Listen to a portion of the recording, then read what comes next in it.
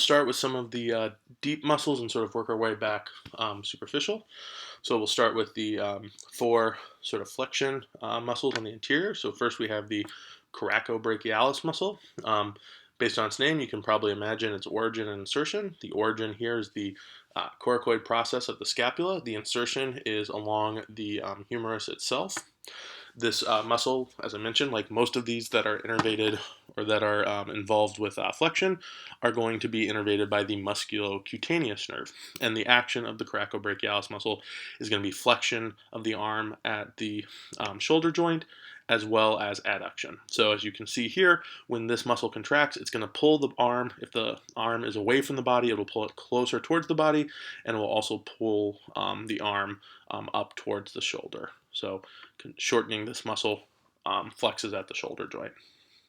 Okay, so then we're going to look at another muscle here, the biceps, which is going to have two heads that you need to know both of, the long head and the short head of the biceps. So the short head of the biceps originates along the coracoid process of the scapula, whereas the long head is going to originate along the glenoid process right here above the glenoid cavity.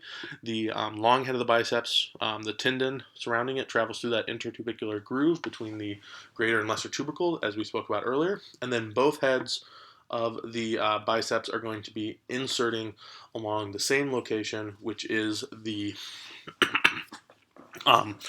radial tuberosity on the radius, which let's go ahead and hide some of these forearm muscles so you can see that a little more clearly. So we'll talk about this more when we talk about the forearm, but here you can see this is the radius, this is the radial tuberosity, and the biceps are inserting right there along that radial tuberosity. The action of the biceps is to flex the elbow joint, so both of these muscles are basically working in concert to cause flexion of the elbow joint. Once again, there are flexors on the upper arm, so they're innervated by the musculocutaneous nerve. We have one more muscle here that's also involved in flexion. This is the brachialis muscle. We can go ahead and hide the biceps so we can see it a little more clearly. The brachialis muscle originates along the humerus and is going to be inserting along the coronoid process of the ulna. So we'll talk once again more about that in the next review. But there's the olecranon process, most superior portion of the ulna, and the coronoid process beneath that, sort of forming that hook that forms the radial and deltoid notch. So the action is once again flexion, just like the other muscles we just spoke about. This muscle is innervated by the musculocutaneous nerve, but it's also actually innervated by the radial nerve. So brachialis muscle, the biceps muscles, and the coracobrachialis are all involved in flexion of the upper arm. All right, so we're going to go ahead, come to the back here, and talk about some of the posterior muscles on the upper arm and extension now. So first we have the triceps.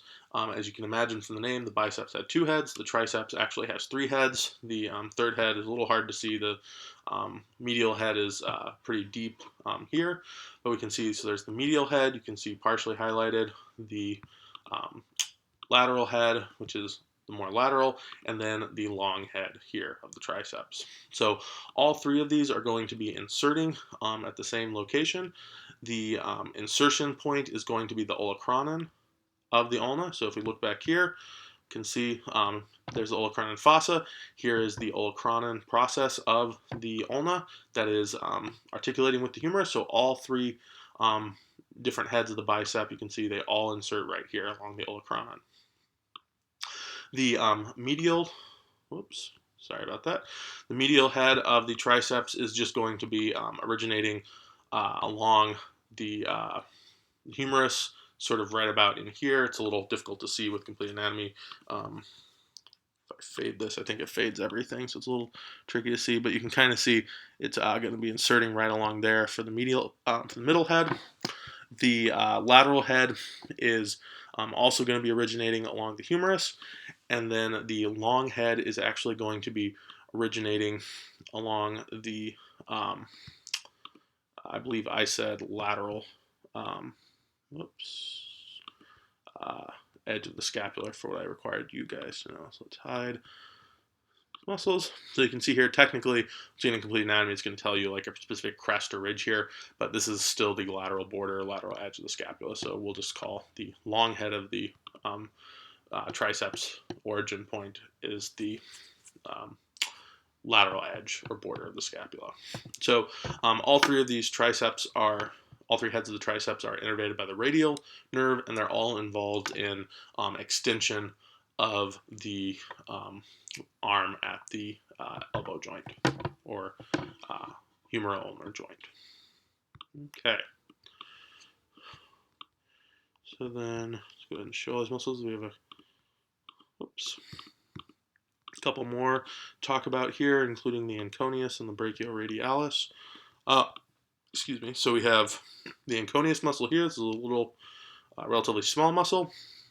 It's going to be originating along the lateral epicondyle of the humerus, so you can see it right here, and then it's inserting along the olecranon, once again a little bit inferior to where the triceps insert.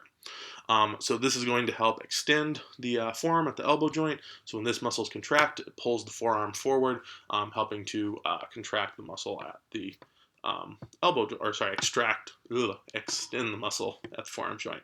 And the anconeus muscle, like the other extensors we talked about, is also innervated by the radial nerve. Then we have muscle that it kind of bridges the gap here between upper arm and forearm muscles, and that's going to be the brachioradialis. So the brachioradialis muscle originates along the humerus. I'm going to go ahead and hide the biceps and brachialis here. Just you can see with brachialis. So just humerus is all you need to know, but basically the more distal end of the humerus is the origin of the brachioradialis. It actually inserts along the radius all the way down here, and so the contraction of the brachioradialis is going to be flexion of the forearm. So this is a forearm flexor. However, it actually is also innervated by the radial nerve, which is more because the musculocutaneous nerve doesn't actually really reach down this far. It mostly focuses on muscles on the anterior but upper portion of the arm. So because the origin of this is so much further down and the radial nerve is traveling down here, that's sort of why this one's innervated by the radial nerve. So brachioradialis also involved in flexion, however, innervated by the radial nerve instead. Origin is on the humerus, insertion is on the radius.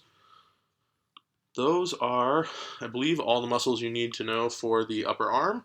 So we covered the bone structures related to the humerus you need to know, the connective tissue related to the upper arm you need to know. Once again, I didn't go over as much detail with the connective tissue at the glenohumeral joint since we talked about that in the last lecture, so you still need to know that.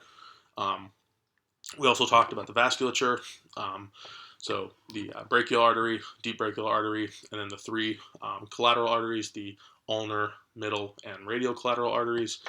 We talked about the median, musculocutaneous, radial, and ulnar nerve, primarily the musculocutaneous and the radial, since musculocutaneous is innervating most of the muscles up here, and radial nerve is innervating most of the muscles back here involved in extension, while musculocutaneous is primarily flexion. And then we just talked about the muscles themselves. You need to know their actions, origin, insertion sites, names, of course, and then their innervation. So that's it for the upper limb video review.